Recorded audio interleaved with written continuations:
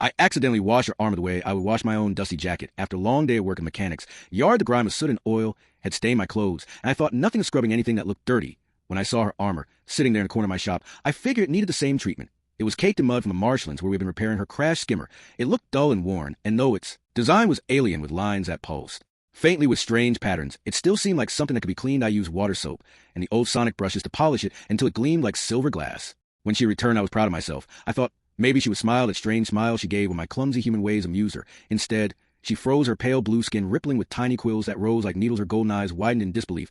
She whispered in a trembling voice, "Do you know what that means?" I laughed nervously, thinking maybe I had damaged something, and asked did I ruin it. She shook her head, her throat quivered with a sound, halfway between a hum and a growl. Then she stepped closer, every movement sharp and deliberate, as if she were walking toward a dangerous secret.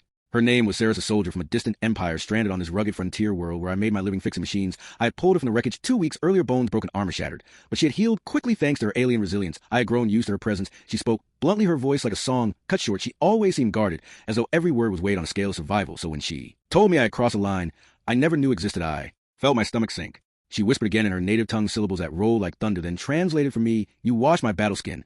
That is not a tool, not clothing. It is bound to my line, my blood, my honor." I frowned, trying to understand. She explained slowly, as though teaching a child. Among her people, no one touched another's armor, unless they were family, or something far deeper. I tried to laugh it off, saying, well, I just thought it was dirty, but she did not smile. Instead, she stepped so close that I felt the strange warmth radiating from her skin.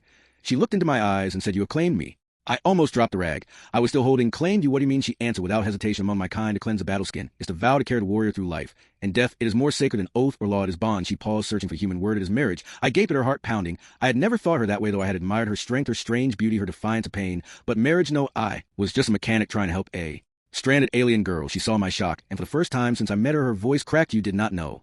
I shook my head. "I swear, Saris, I had no idea. I thought it was just dirt." She turned away, clutching her clean armor to her chest, her shoulders trembling. She whispered softly in words I barely caught. "Then it is worse." I asked, "How could ignorance make it worse?" She answered, "Because now my people will see you as one who bonds without knowledge. They will see me as one unworthy of choice. Neither side will forgive us."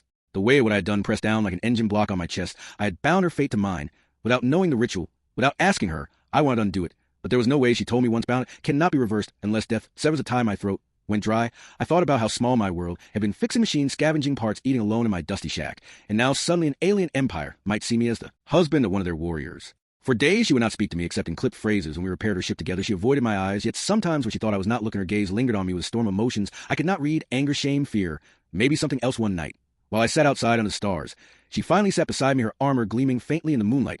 She said softly, "In your world, do you not understand bonds?" I told her we did, but they were chosen freely. She nodded slowly, then whispered, "I had dreamed once of choosing freely." Her voice carried sorrow deep in the night. I asked her what her life had been like before the crash. She told me of endless campaigns of commanders deciding who warriors must bind with the strength and bloodlines and alliances. She had sworn never to accept such fate.